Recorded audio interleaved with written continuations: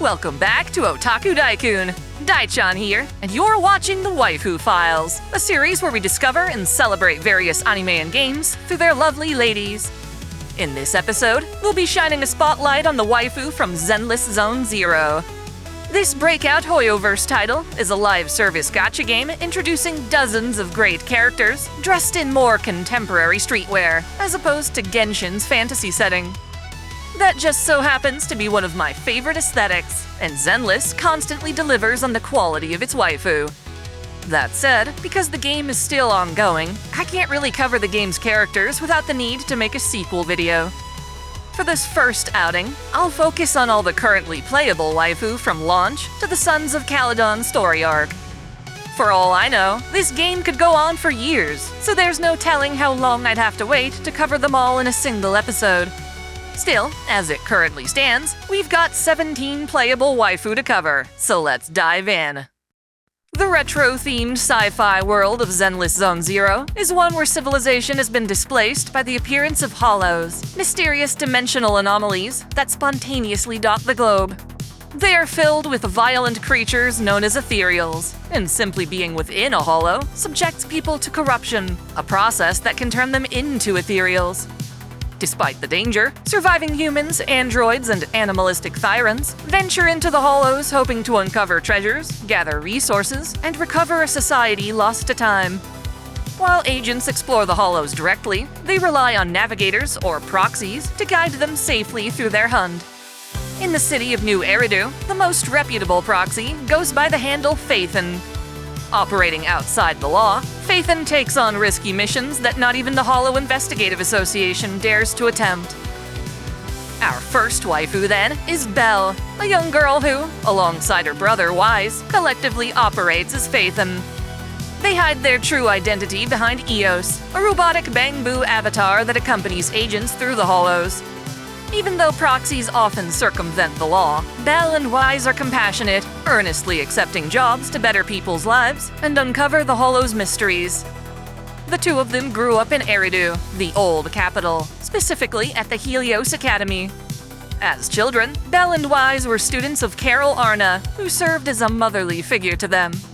Carol was a senior researcher of the Hollows, developing Eos and the HDD system Belle uses to sync with it. Tragically, the old capital was destroyed by the emergence of an especially massive hollow, later named Hollow Zero. It would have continued to expand, but the government contained it through strategically detonated explosions. Now, a space called the Chasm serves to isolate Hollow Zero, allowing the survivors to establish New Eridu. After the disaster, Carol and her colleagues were blamed for Hollow Zero's creation. Even though her name has been etched into a plaque of shame, Belle and her brother believe Carol was innocent. She died trying to save them, after all. Thus, Belle and Wise became proxies in order to uncover the truth and redeem their late mentor. They operate out of New Eridu, running the video rental store Random Play to mask their secret internet activities. With the help of a sophisticated AI named Fairy, they work with various agents in their effort to one day explore the ruins of Helios Academy. Belle is an optimistic, fun-loving girl who enjoys sweets and snacks. She used to beg Wise to buy her treats from the stores on Main Road 7. According to her brother, she has a beautiful singing voice, plays the guitar, and is an avid player of fighting games. The video store isn't just a cover either. She and Wise are legit video files, giving their niche market a solid reputation. I really enjoy Belle's design, especially her gentle face and hair. I couldn't ask for a better protagonist, honestly. The fandom has taken a liking to her as well, though that also includes a lot of wincest shipping between her and Wise. Let's redefine the term pro-ship to be in favor of people shipping whomever they want, as long as we don't mix up headcanon from official lore. Phaethon's clients tend to belong to human resource dispatch agencies, or factions. One of the earlier factions we're introduced to are the Cunning Hares, led by the super hot Nicole Demara. On paper, the group is actually called Gentle House, but it seems Nicole prefers the edgier nickname. Fittingly, the name matches Nicole's cunning personality. She's a total miser with an obsession for money, even though the Cunning Hares are always on the verge of going bankrupt. She's become quite good at avoiding and outsmarting debt collectors, and she'll take interest in anything potentially lucrative. Outside of the hollows, she'll try reselling merchandise she acquired for cheap at inflated prices. She'll buy into capsule machines, hoping to pull something rare on the internet. Any contests or giveaways will immediately catch her eye. Even something as mundane as a vending machine can earn her extra dennies. Despite all this, Nicole actually owes debt to Phaethon, but is also a close enough friend to know Phaethon's true identity. On the surface, she's a walking contradiction. How can someone so business-savvy, someone who charges such high fees for her hollow missions, mismanage her funds so poorly? The answer is quite wholesome. Nicole grew up at an orphanage, where she first discovered her love of money. She was amazed by the shine of a denny. Her best friend at the orphanage suffered from ether corruption and yearned to go outside, but could only do so with an expensive suit. Nicole rallied her fellow orphans, hoping to scrounge up the funds so her friend could see the sun one last time. It obviously wasn't enough, but then she cleverly thought to use the reflective coins to bounce sunlight all the way to her friend's isolated room. In Nicole's eyes, money can buy hope. Despite being adopted by an affluent family, she's always on the streets fending for herself. For as frugal as Nicole can be, she has a soft spot for other orphans, often treating them to meals. It's likely that she turns almost everything into a money-making scheme in order to continue aiding those less fortunate, and she appears to thrive in this environment. Her passion for profit makes her impervious to many of the Hollow's more dangerous pressures. The only thing to really shake Nicole is her fear of ghosts. Ethereals have nothing on the paranormal, it seems. To that end, Nicole is a charismatic Hollow agent who treasures her partnership with Phaethon. Their mutual trust makes them a great team. Nicole charges 10 dennies per second as a mere appearance fee, but given how extremely sexy she is, I'd say she deserves far more. I love her bounciness, both in body and mind. She's also an amazing fighter, beating the crap out of enemies with a briefcase that opens up to reveal a powerful cannon. She is absolutely one of my certified favorites, and the main reason I got into Zenless to begin with. Hoyoverse used to be really stingy with its midriff-bearing gals, but Nicole sparked a revolution with future character designs. Hell yeah! Case in point, we have Anby Demara, a calm girl with suspiciously good combat abilities. Truthfully, very little is actually known about Anby. Her past is a complete mystery, and she only acquired her current name after being taken in by Nicole. Back then, Anby was discovered fighting near the ruins of the old capital with enough skill to suggest that she has a military background. Regardless, she lacked a sense of purpose, but Nicole gave her one by recruiting her into the Cunning Hares. It was a mutually beneficial relationship, with Anby finding emotional fulfillment and belonging while offering up her efficient swordsmanship. It's hinted that Anby uses her new job in the Cunning Hares to atone for something in her past, taking this chance to do the right thing. She keeps the faction safe with a list of personal survival tips, of which she has at least 100. Her serious, collected demeanor has her stuck being the only member of the team who actually worries about their financial woes. While Nicole squanders their funds looking into get-rich-quick schemes, Anby looks for ways to reduce costs. Her favorite food, then, is burgers, as they offer protein, carbs, and greens for a low price. She may appear emotionless, but it's better to say she's good at masking her feelings. You can always find her listening to music from her headphones, and it seems to help her focus while fighting. Anby's true passion, however, is film. Movies, especially narrative ones, genuinely move her, more so than her own real-life encounters. Contrary to what she'll tell you, there are times when Anby confuses cinematic tropes with her day-to-day life. Her past may not have provided her the proper emotional exposure she now cherishes. Naturally, this means she stops by Random Play to rent out tapes regularly, putting her in Phaethon's good graces. Belle and Anby bond over the movies they share, and there's a bit of healthy competition to see which of them is the bigger movie buff. I honestly wish we knew more about Anby's past, but even as she currently is, she's one of my certified favorites. Luckily, it seems our next waifu actually offers some clues for us to go on. Soldier 11 is a woman who deliberately cast aside her name, deeming that the past makes you weak. She's a member of the new Eridu Defense Forces Obsidian Division and the captain of its Obol squad. She's so devoted to this role that she discards her humanity in favor of being an efficient weapon. To better follow orders, she minimizes her own emotions, and in doing so receives positive results. Her strength is proven by clearing out the Defense Forces combat simulator on its highest settings.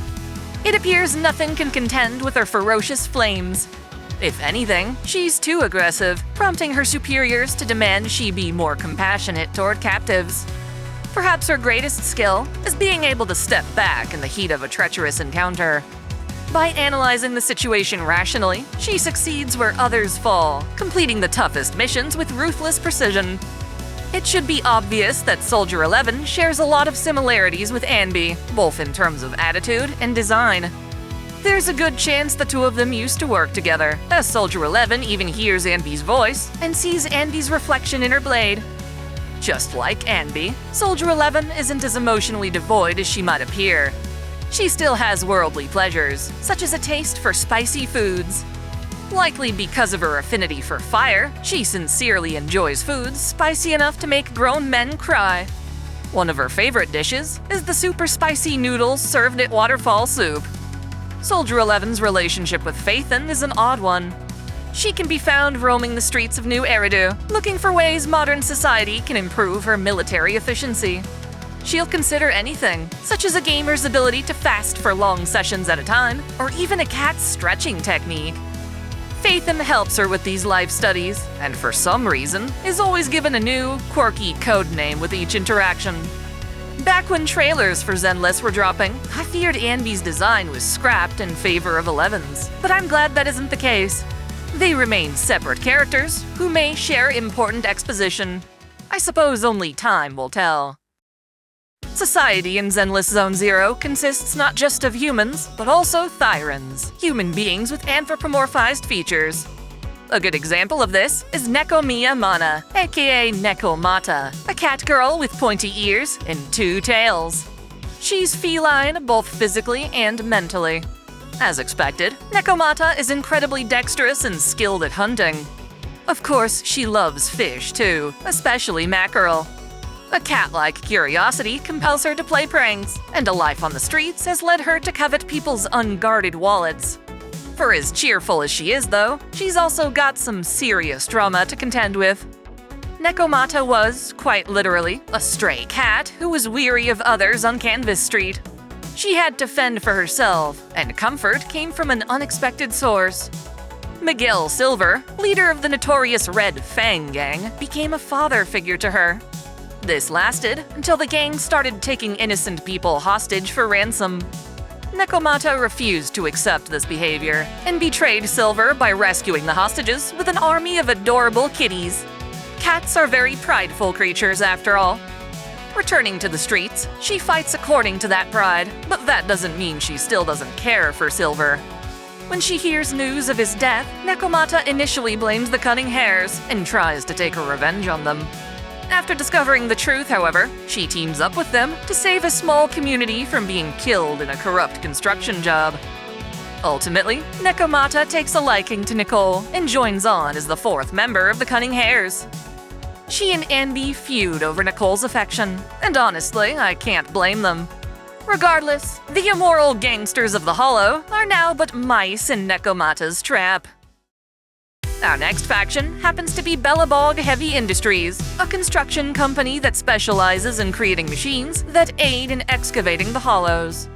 The company's current president is the small and sprightly Koleda Belobog. While Belobog is in a good place now, it struggled from a huge scandal. Koleda's father and former President Horse vanished after embezzling Belobog's fortune. This broke Koleda's heart, but not enough to halt her conviction. She rallied what was left of the company and built it back to a stable position. Koleda won't say it out loud, but she's a normal girl who adores desserts.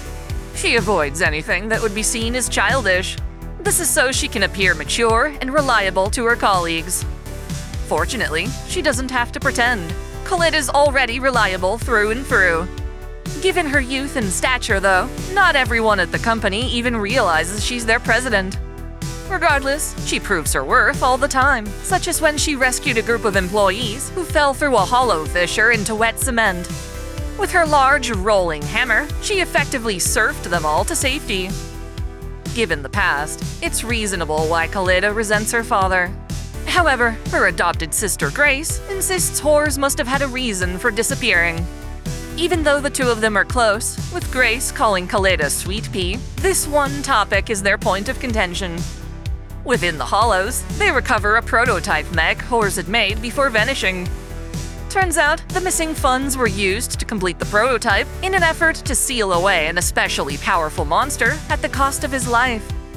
To carry on and redeem her father's legacy, Koleda pilots the prototype, Jeroi, and destroys the monster during a harrowing battle. Now, she holds her head high, bringing Belobog to even greater heights. Critical to Belobog's technological achievements is Grace Howard, a gorgeous tomboy mechanic. She's an exceptional graduate from New Eridu's Engineering Institute, as well as Horse's adopted daughter. Some might say Grace is too obsessed with machines, seeing them as precious children on the same level as humans. It's no surprise then that she adores Phaethon's Bangbu EOS. Whenever she finds a new mech design, she wants to take it apart and see how it operates. Needless to say, this makes EOS wildly uncomfortable. Grace's goal as an engineer for Belobog is to create machines that are cute, adorable, kind, and strong, thinking for themselves via a component called the logic core. She acknowledges how difficult this can be, as well as the consequences for failing. It is a road fraught with trial and error, filled with many sleepless nights. Even worse, she's too frequently willing to put herself in harm's way for the sake of her projects. It becomes her burden to chase after rogue machinery and bring them back. While her closest friends worry for her safety, she nevertheless pushes for industry-defining results. Calling her a gearhead is an understatement, and it often seems like she cares more about machines than actual people. In her own way, however, Grace does love people, devoting herself to machines that will ultimately keep others safe. You see, her parents were hollow researchers, and were presumed dead from an expedition. As a result, Grace wants to rely on her machines to prevent such tragedies. I'm sure you all saw this coming from a mile away, but Grace is also a certified favorite. Let's just say she can turn on more than machines. She's 80% mad scientist, 10% tenderness, 10% business secrets, and 1,000% sexy. One of the more obscure factions in Zenless is Victoria Housekeeping, an agency of butlers and maids who accept a wide assortment of jobs with sophistication. This isn't to say they lack a quirky side, though. Corin Wickes, for example, is a shy, clumsy girl who recklessly wields a chainsaw. She's extremely self-conscious, shooting down praise like a turret. Even so, she relies on encouragement to thrive, mustering all the courage she can for commissions. Still, that won't stop her from apologizing for every little thing she does, even though she's never actually failed in the line of duty. If anything, she's been known to over-deliver. One client states they hired a cleaning lady, only for her to injure 3 home invaders. It's fair to assume her doubt stems from the past. She used to suffer from a critical illness, but a successful surgery has given her a new lease on life. Her mindscape art shows a faded scar on her shoulder, which may be a result of the procedure. Perhaps getting a job at Victoria Housekeeping is Corin's way of giving back. Her lack of confidence may be a burden on her boss Lycon, but neither he nor his teammates have any doubt in her abilities. Phaethon first met Corin while aiding the Cunning Hares, and they wound up mutually saving each other. Later, when the Cunning Hares investigate a building called the Ballet Twins, they meet Corin with her agency and form a joint exploration of the Hollows. Through their interactions in New Eridu, Phaethon hopes to ease Corin's self-doubt. Another maid at Victoria Housekeeping is Ellen Jo, a shark girl Firen who works part-time while attending school. Ellen strives to establish work-life balance, but is often left tired and demotivated. It's possible to mistake her exhaustion for frustration or even anger, but she's actually very laid back. Even in her fatigued state, Ellen's extremely talented, such that her classmates want her to join their respective clubs. Despite her popularity, she'd rather keep a low profile and gossip with her friends Lynn, Mona, and Ruby. As a maid, she isn't especially energetic, but that's less important when her work entails protecting VIPs and slaying ethereals. Ellen's sure to get the job done, but hates putting in overtime, especially when it gets in the way of her precious leisure hours. Keeping Ellen from her friends is a surefire way to incur her wrath. As a shark, her fangs are sharp, but she prefers to fight kill-a-kill style with a pair of scissors, or more accurately, hedge trimmers. The stress of her job has her considering a new career, but at the same time, she enjoys being a part of the team while saving others. Ellen has a voracious appetite, and can always be found with some sort of snack, most often a lollipop. Her combat style requires a lot of energy, which she replenishes with sweets. That said, she'll eat just about anything, even a certain someone's awful cooking. That someone is Alexandrina Sebastiane, nicknamed Rena. She's a lightning-based marionette, a telekinetic maid who fights using floating bamboo as her puppet familiars.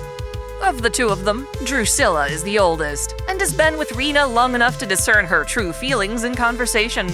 Anastella is a more recent addition, and isn't as forthcoming. Either way, it's impressive for Bamboo to be this communicative and capable. As a senior member, Rena protects Victoria Housekeeping's territory in Ballet Twins from invading ethereals. As I implied in Ellen's profile, Rena's cooking is atrocious, often choosing nightmarish combinations of ingredients that emanate a putrid aura. Her colleagues are never blunt enough to make her realize her culinary abominations.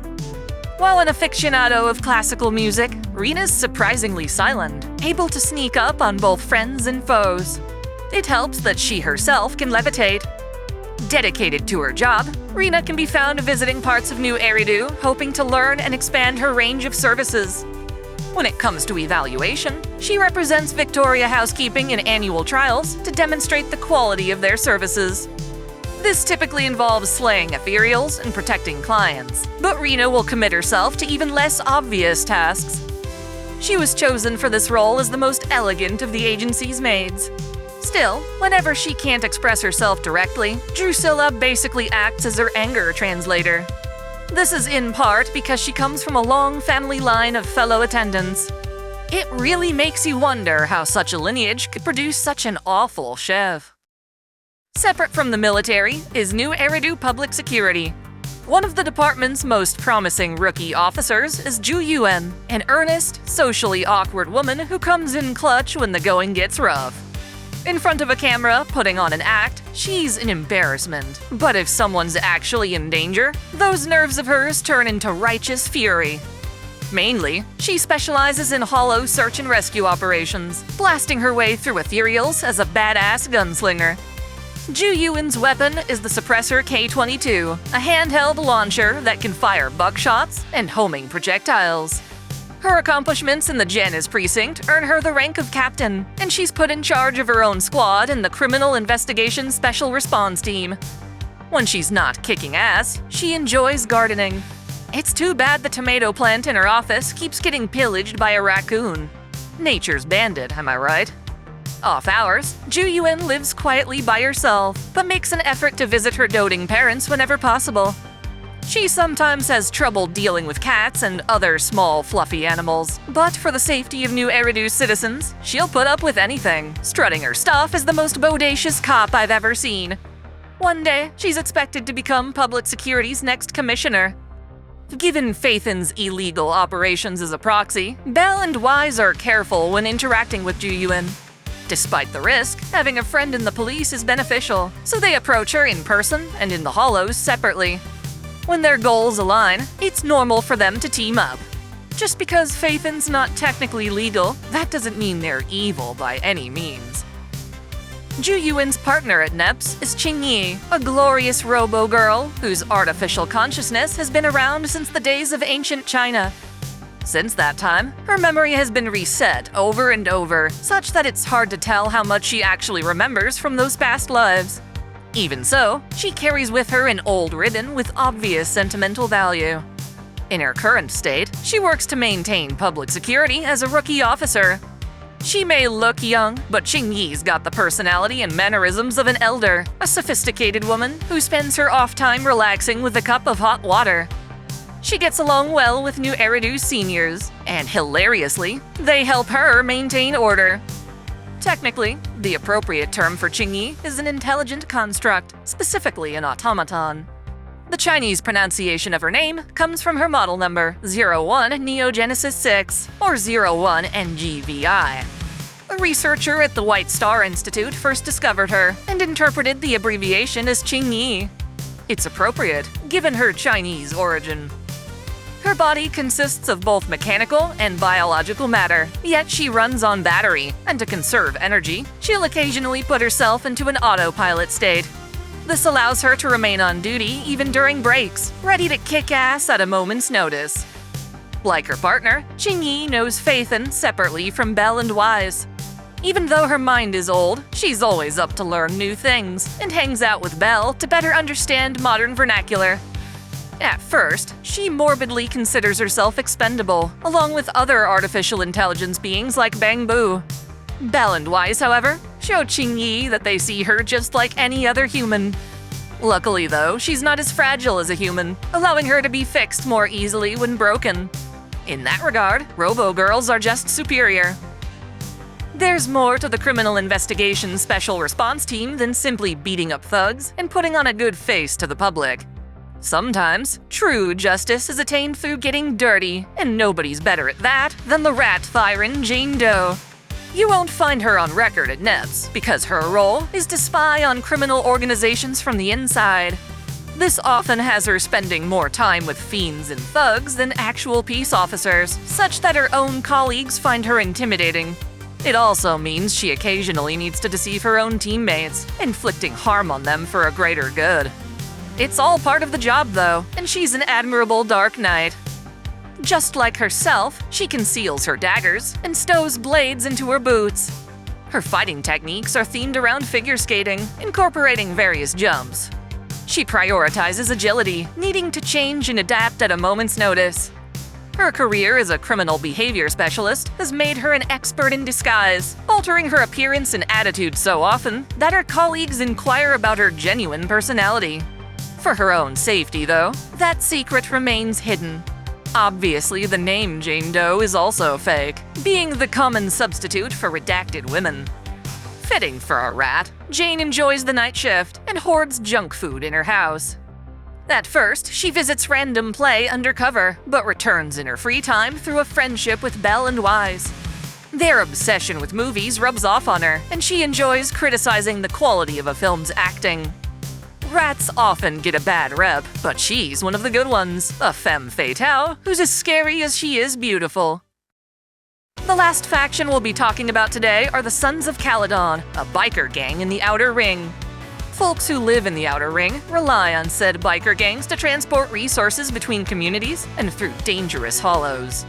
Caesar King is the daughter of a gang leader who went missing, throwing his gang Caledon into chaos. Her mom also died from illness when she was young, leaving her in the care of a boar Thyron named Big Daddy. He salvaged her father's gang, renaming it the Sons of Caledon, and when Caesar became an adult, he christened her its new leader. In that capacity, she is charismatic and considerate. Her ambition brings the gang to new heights, yet she never allows her ego to impede on the trust she has for her comrades. This makes her relatable, the kind of leader who doesn't put herself on a monolith. As such, she doesn't hide the more humbling sides of herself. For example, Caesar is incredibly curious about romance, mainly because she lacks any experience with it. She's also afraid of needles, yet has no issue challenging rival gangs or battling ethereals. Caesar is no stranger to pain and hardship. As a child, she incurred a severe injury to her left arm that required amputation. Her new prosthetic arm serves to hold a round shield, and in the other hand, she wields a trusty sword. Both are made from ether alloy and were gifts from Big Daddy. As leader, Caesar's ultimate goal is to win the Tour de Inferno and become overlord of the Outer Ring's gangs, collectively known as the Motor League. With her team of friends and comrades, she races to Cinder Lake to be the first one to detonate the Fisher's ether crystals with a spark stone. She perseveres, even when the race is sabotaged and the old oil field everyone relies on is put in danger. Caesar is admirable for her willingness to die for the sake of others. At the same time, she won't just lay down and die without a fight. Such a badass. On the goofier side of things is Burnice White, a pyromaniac bartender who loves to party. She's a mixologist who concocts different types of fuel for both machines and humans. Her drinks, featuring the brand Nitro Fuel, have a real kick to them. She even blends the formula used in her dual-wielding flamethrowers, Mixer and Shaker. Appropriately, Burnice's enthusiasm, energy, and optimism never dry out. It's like the universe rewards this attitude, helping her out of every bind she encounters. Thus, for as strong as she comes on, her friends can't help but admire her way of life. Her fuel blends are critical for the bikes and trucks used by the Sons of Caledon. In the Outer Ring district of Blazewood, she doubles as a bartender, serving innovative flavors of nitro fuel. She's so addicted to the stuff that she hardly remembers the taste of water, let alone other drink brands. The very thought of vehicles abandoning petrol for ether energy blows her stack. She thrives off the excitement of combustion and is the primary advocate for keeping the gang's vehicles running smooth and looking hardcore. That said, when she's all geared up for battle, nobody wants her nearby in case her flames cause an explosion. Being used to this treatment, Burnice is actually very knowledgeable on fire safety and can identify a building with proper safety precautions installed. Luckily then, it's her positive charm that seems to spread more than her flames. Give her a chance, and she'll turn the entire Outer Ring into one big nightclub. In fact, when she wins the lottery, that's exactly how she spends the prize money. Friend or foe, all are welcome to eat, drink, and party hard when Burnice is in charge. With the exact opposite temperament, we have Piper Wheel, a perpetually sleepy truck driver who's way older than she appears. She refers to herself as Lil Ol' Me, but exactly how old is she? We don't exactly know, but she's got the personality and preferences of a middle-aged man. You wouldn't know given her diminutive stature and harmless appearance, but she's a maniac behind the wheel of her truck Steel Tusk. Riding with her can be traumatic, but she always makes sure to reach her destination swiftly and safely. Piper's no stranger to combat either, swinging around a jet-powered axe with ease. When she's not driving for hours at a time, she'll either be sleeping or performing maintenance on the gang's vehicles. Occasionally, she'll have even more leisure time, which she spends reading newspapers, buying lottery tickets, and collecting car magazines. Ideally, she wants to live a slow and leisurely life, but her crewmates and ethereals make that a pipe dream. Hopefully, she can still nap her way to happiness. In fact, to properly wake up in the morning, she listens to the sound of Steel Tusk's engine starting. It's so important that she recorded the sound into her alarm clock. The same recording can be used to stop her from falling asleep during a meeting. While strange, it sure beats falling asleep at the wheel. Piper visits Belle and Wise when she wants to embrace youth culture. Despite looking young, she acts at least one generation older, always remarking how youngsters are always full of energy. I'm tempted to make her a certified favorite as well. Piper just looks like she'd be fantastic at cuddling. I call Big Spoon. Our last waifu for now is Lucy, full name Luciana Accessis Theodoro de Montefio. Despite living it rough in the Outer Ring, Lucy is actually the daughter of a prestigious family in New Eridu. In truth, Lucy is a runaway, choosing to abandon her luxurious life filled with strict education and piano lessons in favor of a more liberated existence.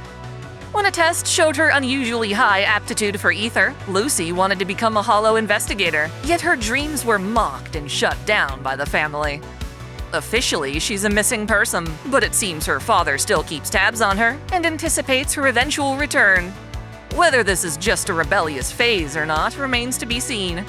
In the meantime, she oversees the Sons of Caledon's boar-type bamboos, Grassy, Woody, and Bricky.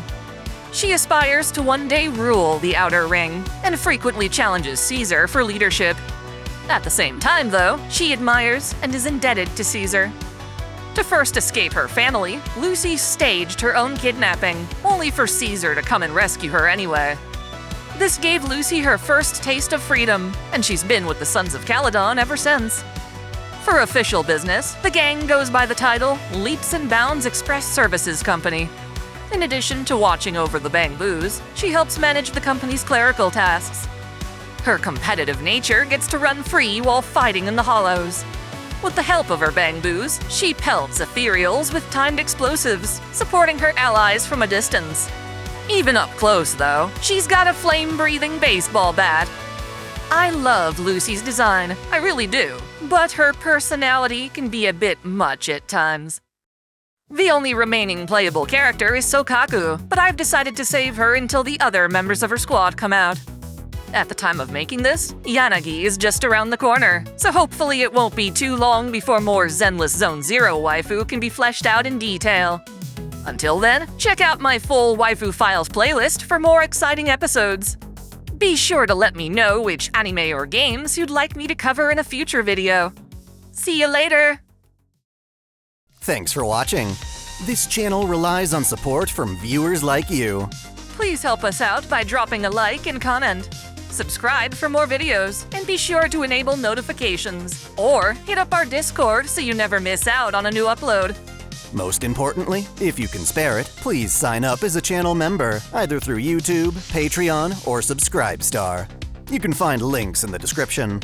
We've got perks like exclusive content or early access. Until next time, Celebrate your fandom. I want to give a special shout out to all my $10 and up supporters. VideoGamer75, Dante Pendragon, Stephen Elak, Otaku Mom, Jens Bauman, Mystic Samurai 1983, Free Brick, Olympian Doll, Alexis Yukio Gomez Yamato, Lunar Works, Link Pendrago, Observer Bellis, James Hewitt, Uncanny EXP, Crow Calum, Sal Soto, Tristan Riggin, Major, Dionysus God of Wine and Madness, Caitlin P, Sogai CH, Vladimirovna, The Taz 96, Kengo X77, Alistair Bernadotte, and Akakaze Yume. Thank you all so much.